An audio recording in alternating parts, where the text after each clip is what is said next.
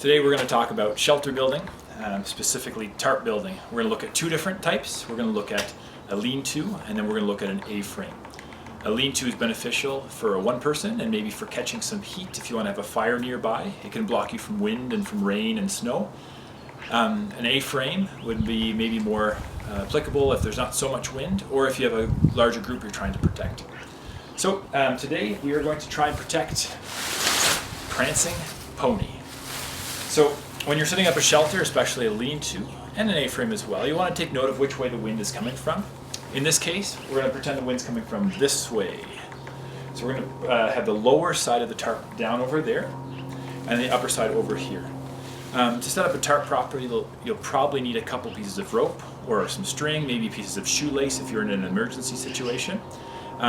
Also ski poles or large branches could be helpful as well to hold the ends up.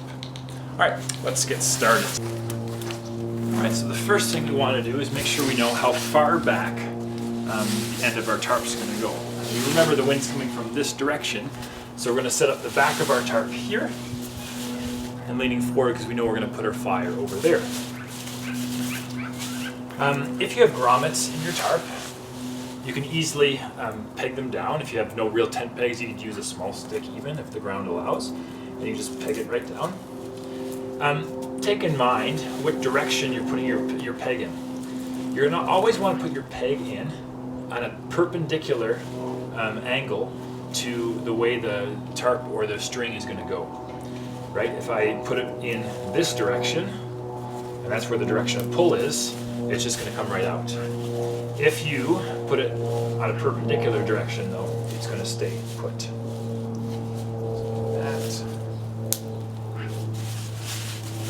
So that's going to hold fairly strong. If it's not, you just adjust it. Pull, make sure it's perpendicular, and then the grommet is really low.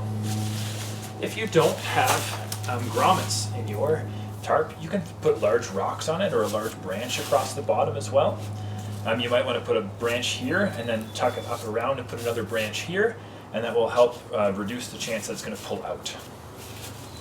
But here, we'll use that for today. The third option, if you have neither grommets nor so you can't put a peg through your tent, you're going to have to put a peg into the ground and tie to the tarp. Now, how would you do that? If you take a stone or even a small pine cone or something like that, you can just tuck it in and then use one of the knots you know on the corner to tie it off. And I find that stronger than using the grommet itself. The grommet can often pull straight out. You can tear your tarp. This is actually stronger. I feel like it uses more fabric. So for this one, I'm going to use a quick clove hitch. 2 loops around. And my little rock in there. Tighten it both sides. It's not going to go anywhere. And then I can tie this off to here again with another clove hitch, or I can do taut line hitch if I wanted to. But because I'm using a peg, I can just move the peg around as needed.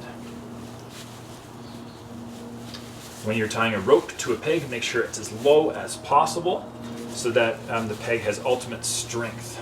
Again, this is a different angle, so it's perpendicular. I'm going to want to bring it a little bit lower so that there's no air that's going to come through. With any shelter building comes some level of MacGyvering or ingenuity. You have to be creative because it's never the same situation twice. So now we have to lift up the edge of the lean-to so we can get in and out of this thing. For one side, now I'm going to use a pole. There's nothing here I can attach it to. So you can use a hiking pole or a ski pole or a branch. If you're lucky, your tie-off sections of your tarp or your grommets will fit right through. Mine doesn't, so I'm not really that lucky. So I'm going to have to go to MacGyver. So I'm going to use the end of the tarp. It goes through a little bit. I'm just going to tie that around the edge of the pole. I'm going to use lots of extra rope here. I'll show you why in a minute. Here again, I'm going to use a clove hitch, one of my favorite knots.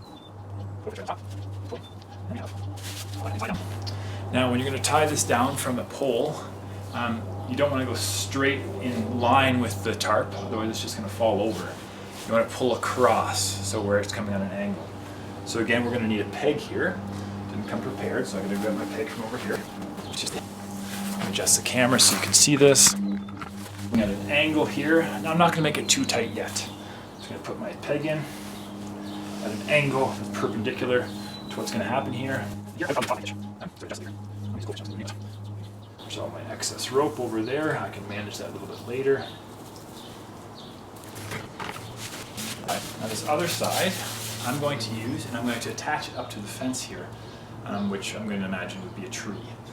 If I'm in a place that has a fence, I can probably just get into a house for the night.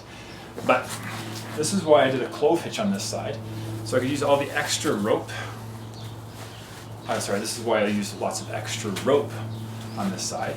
So I could just dangle this over the end. And now I'm going to secure to this point here. Now again, I'm going to use a rock again to tie off to this point so that this rope on this side is loose. If I'm pulling on this one, it's not going to necessarily work very well. So I'm going to put a rock in here. I'm going to tie off to this. This rope will be loose in the back, like it doesn't even exist. And this one's going to go off to the fence to tie off. The reason why I'm doing this is I don't want to cut this rope in half. I like to have the rope long just in case I need it for something longer later.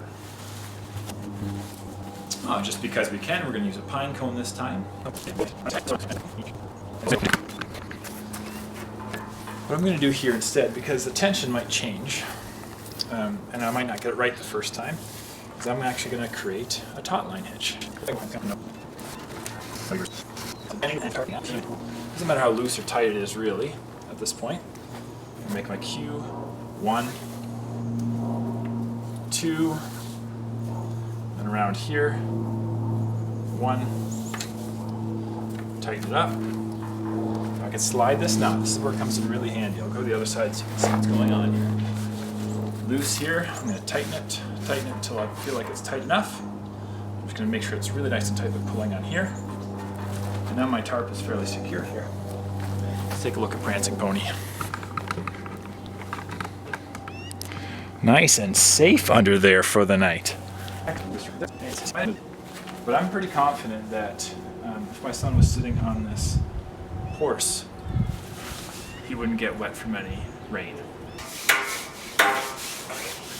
Yeehaw!